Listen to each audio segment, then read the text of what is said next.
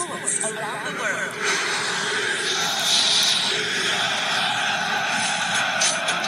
What's happening, Teen Time?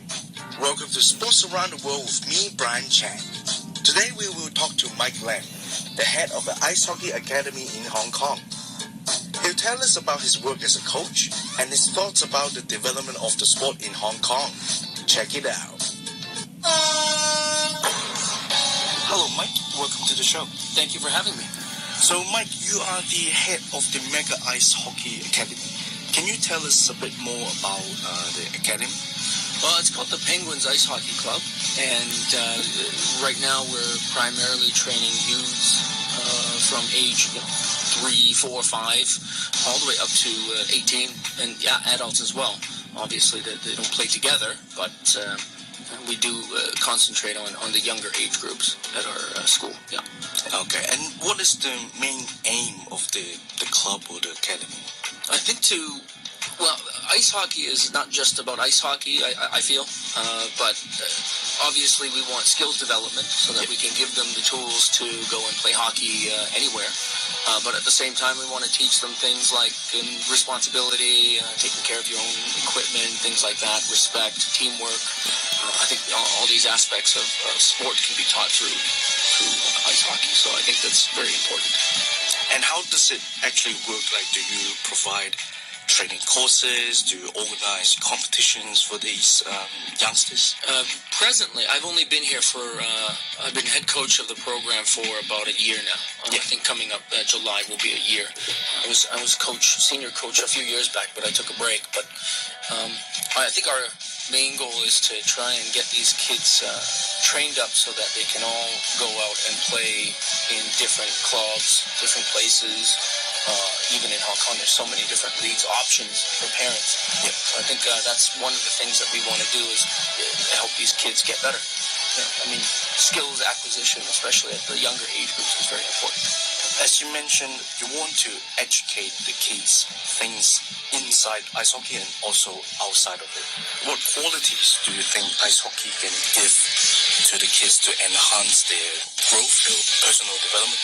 That's a very good question, because sometimes we overlook the benefits of team sports. And, it's not just ice hockey. Obviously, there's other team sports out there like basketball, there's soccer, football, as we call it here in Hong Kong. Yeah.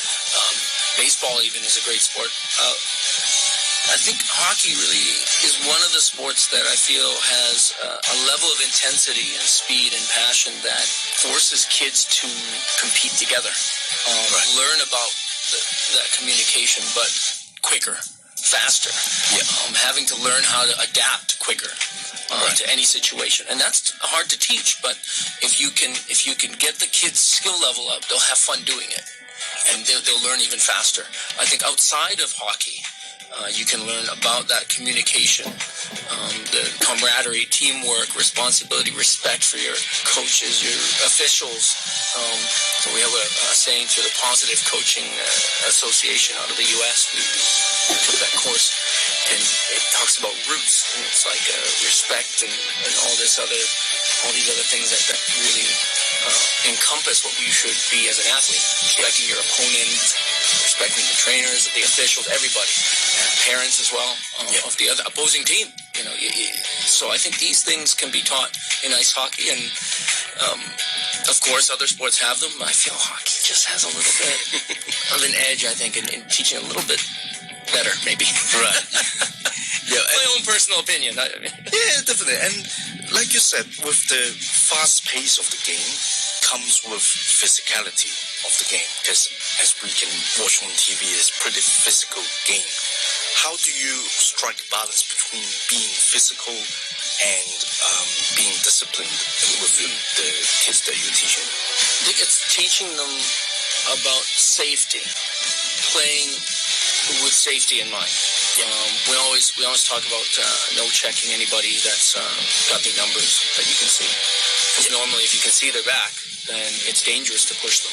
Right. Side-to-side pushing usually is okay, but obviously not at the level. I mean, you can teach this stuff at a younger age group, but it doesn't manifest itself in a more heavy or more physical sense until maybe 12 or 14 years old, where they start to have a little bit more, they start growing, they start to feel their body is, I'm getting bigger, I can start to use it in different ways.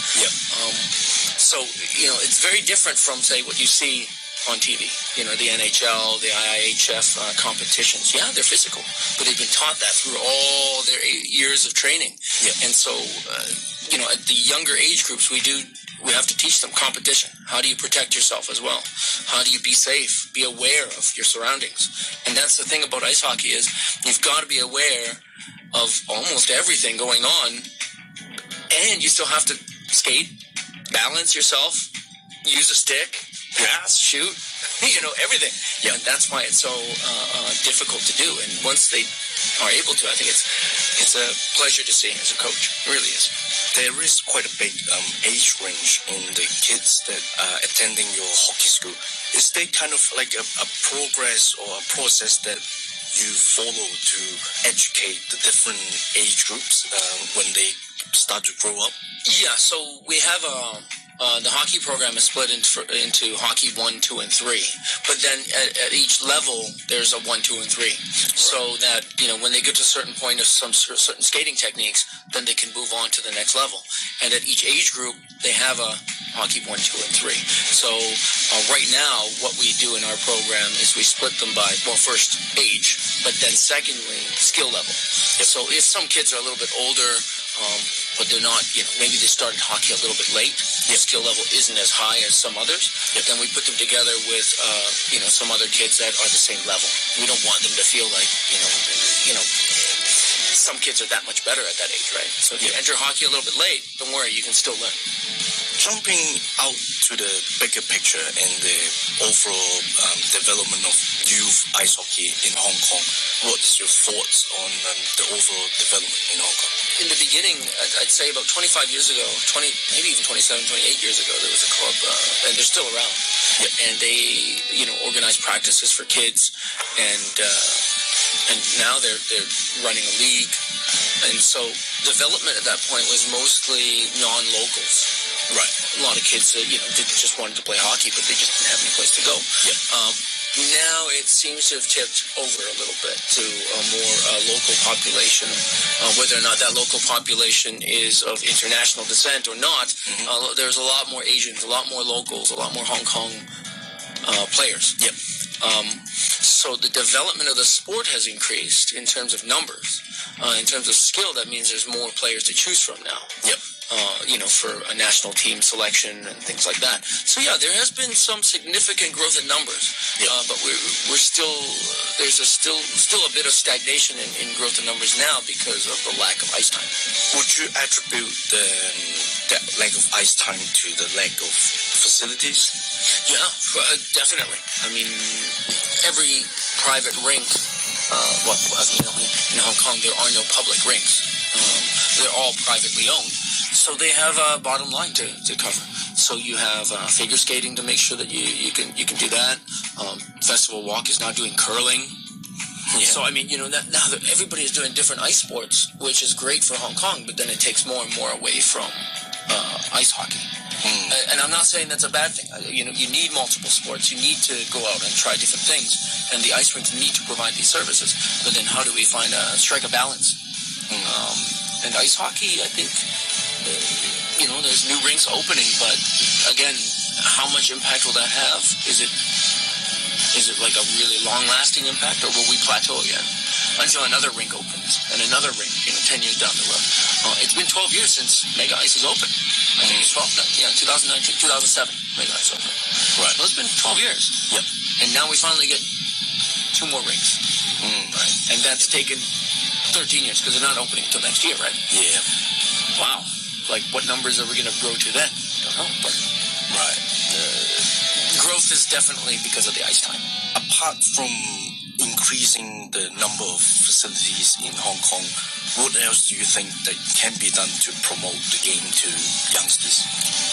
I think I've been saying this for a few years now, more than a few years. There are nations in the world that have only maybe one ice facility, and they are performing in the world stage in not the lowest division. So that means they've moved up one or two divisions from the bottom in the world. Places like Chinese Taipei, South Africa even is, in a group that is above the lower end. So how did these teams get there? Is it by fluke? Did they have a lot of ice time? No. Chinese Taipei, they have one big ice rink, and it's in Taipei. And what else do they have to do? They supplement their training. The coaches were smart enough to supplement them with inline or other skating things that they could do, like inline hockey. They could do ball hockey, floor hockey, whatever it might be, to help them train without having ice. And that's kind of what we have to do in Hong Kong. If we want to grow the numbers, we have to convince the clientele, parents, that it is important to do that, and that we need that as well, not just ice. Ice is important. I'm not saying don't go to the ice. You have to, but you also need extra stuff. And just rely on the ice time. There's not enough to go around. That's all the time we have for this week. Tune in again next week for your sports fix. I'm your host, Brian Chan.